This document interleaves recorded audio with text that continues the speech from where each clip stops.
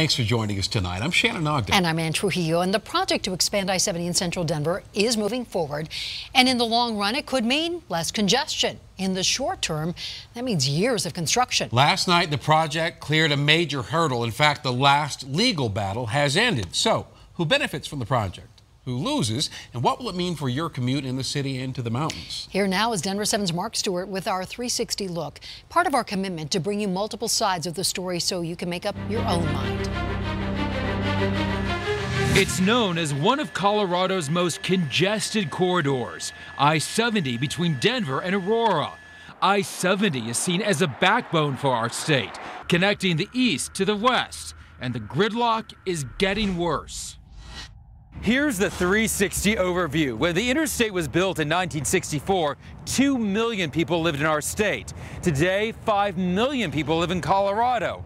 By 2040, that number is expected to soar to 8 million. The reality is this. According to CDOT, if something isn't done soon, in some cases, trips on I-70 could take twice as long as they do now by 2035. As part of the plan, an express lane will be added in both directions from I-25 to Chambers Road. An old viaduct would be removed. While there won't be a tax hike to pay for this, tolls will help cover the cost. This is necessary, right?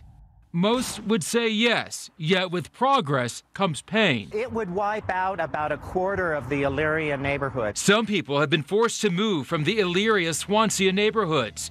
Families who have lived there for decades expressing concern about their health and the growth they feel is taking over their community. We are trying to get the attention of our city and state leaders who so far have ignored us. A new 4-acre park and play space would be built over part of the highway.